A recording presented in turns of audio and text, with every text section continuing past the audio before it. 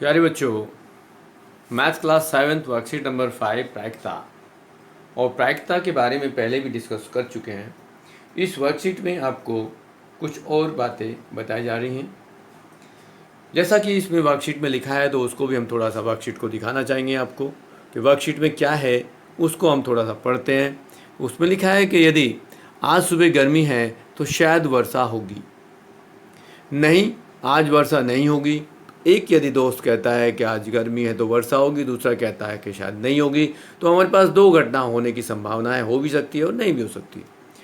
हर रोज़ की बातचीत में हम अक्सर प्रायिकता का प्रयोग करते हैं। जैसा कि कुछ भी हम काम करेंगे, बात करेंगे, उसमें कुछ ना कुछ हमें प्रायिकता का प्रयोग करना होता है।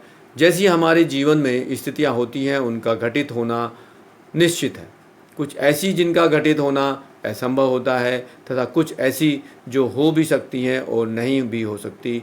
स्थितियाँ होंगी या नहीं होंगी, संयोग या संभावना पर निर्भर करता है। घटना के होने व न होने का संयोग ही प्रायिकता है।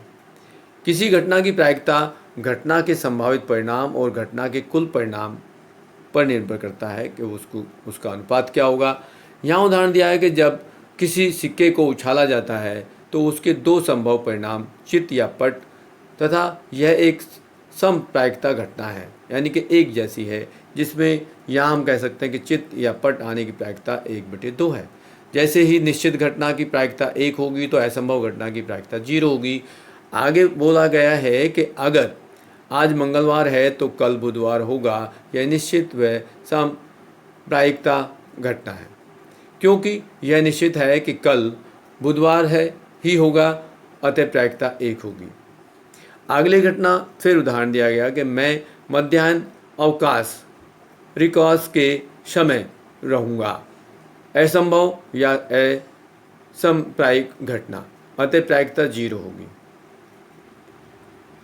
प्रायिकता ऋणात्मक नहीं हो सकती और एक से अधिक नहीं हो सकती। अब क्वेश्चंस दे दिए गए कि आपके पास कुछ क्वेश्चन जो आपको सोचने हैं उसके ऊपर दिया गया है, जिसमें आपको कहा गया है कि बताइए कि निम्नलिखित में से किसका होना निश्चित है, किसका होना असंभव है तथा कौन हो भी सकता है परंतु निश्चित रूप से नहीं। तो ऐसी घटनाएं दी गई और उनको बताया गया। तो ये घटना थी आपके पास आज आप कल से अधिक आयु के होंगे, तो ये एक निश्चित है कि आप आज जो है कल से कुछ बड़े हैं, भले वो एक दिन बड़े हों, तो ये निश्चित घटना होगी। दूसरा था एक सिक्के को उछालने पर चित्त आएगा या पट आएगा, उनमें से एक चीज आएगी। ये संभव हो भी सकता है लेकिन निश्चित नहीं है, जैसा कि यहाँ लिखा हुआ है। तीसरे में कहा गया कि एक पासे को फेंकने पर 8 आएगा, लेकिन पासे पे तो 1 से 6 तक ही नंबर होते हैं, 8 तो है होता ही नहीं, तो इसलिए 8 कैसे आएगा, तो ये असंभव घटना हो गई। चौथा क्वेश्चन दिया है कि अगली ट्रैफिक लाइट हरी हो दिखेगी, हो भी सकता है। अब उसमें आपके पास 3 लाइट होती हैं, लाल भी होती है, पीली भी होती है, हरी भी होती है, तो ये हो भी सकता है, नहीं भी। अब वो लाल होगी तो हमें क्या दिखेगा, वो येलो होगी या हरी होगी, पीली होगी या हरी होगी, पीली के बाद लाल होगी, हरी लाल के बाद पीली, पीली के बाद लाल होती है, तो लाल के बाद हरी होगी तो उसमें भी टाइम लगता है, वो निश्चित नहीं है, हो भी सकता है और नहीं भी। कल बादल गिरे होंगे, हो भी सकता है बट निश्चित नहीं है, तो ये आपके पास संभावनाएं हो गई। अब आपके पास कहा जाता है कि एक पासे को फेंका जाता है और निम्न प्रायिकता ज्ञात कीजिए। तो पासे को यदि फेंका जा रहा है तो पासे पर कुल नंबर जो होते हैं, कुल संख्या जो उस पर लिखी होती है, वो 1 होता है, 2 होता है, 3 होता है, 4 होता है, 5 होता है और 6 होता है।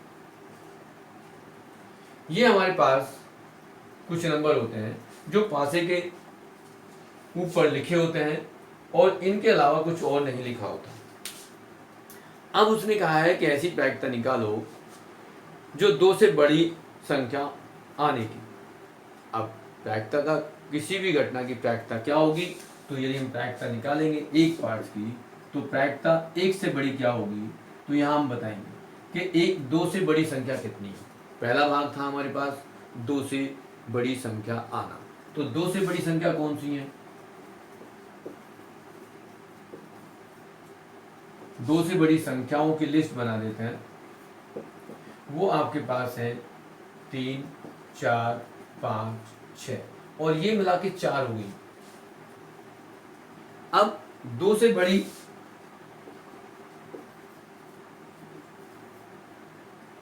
संख्या की या संख्याओं की प्रायिकता क्या होगी। दो से बड़े संख्या अनुकूल कह सकते हैं, दो से बड़ी संख्या और कुल संख्या। अब आपके पास कुल संख्या कितनी है, दो से बड़ी संख्या कितनी है, तो दो से बड़ी संख्या हुई 4 और कुल संख्या हुई 6, तो इसकी प्रायिकता हो गई 2/3। इस तरह से आप पहला क्वेश्चन कर सकते हैं। दूसरा कहा है भाज्य संख्या आने की, तो भाज्य संख्या कौन कौन सी होती है, अब यहां आप लिखेंगे सेकेंड पार्ट में क्या लिख रहे हैं आप, भाज्य संख्या। अब भाज्य संख्या कौन सी होती है उनको लिखो। भाज्य संख्या आपके पास है 4 और 6। भाज्य संख्या वो जो भाग हो जाती है, तो केवल 4 और 6 दो ऐसी संख्या है जो भाज्य संख्या होती है, तो ये संख्या हो गई आपके पास 2। तो भाज्य संख्या की प्रायिकता क्या हो गई, इसको हम इस तरह भी लिख सकते हैं, भाज्य संख्या है बराबर, अब ये तो 2 थी और नीचे हमारे पास क्या है, कुल संख्या कितनी है 6, तो ये 1/3 आंसर आ जाएगा। तीसरा सवाल था विषम संख्या आने की, तो विषम संख्या कितनी है, एक होती है सम संख्या और एक होती है विषम संख्या है। तो विषम संख्या कौन कौन सी हैं, सम जो 2 से भाग हो जाती है और विषम जो 2 से भाग नहीं होती। तो यहां हम विषम देख रहे हैं 3, 5, 1, 3, 5, 1, 3 और 5, ये कितनी है, कुल मिला के 3। तो यहां हम लिखेंगे प्रायिकता विषम संख्याओं की।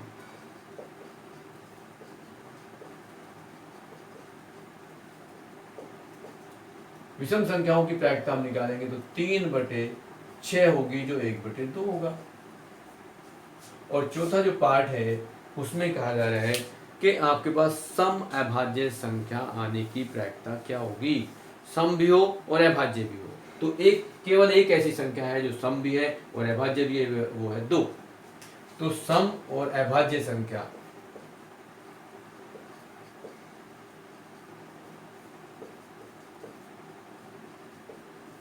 वो है 2 और केवल के लिए, तो यहां लिखेंगे प्रायिकता होगी सम अभाज्य संख्या।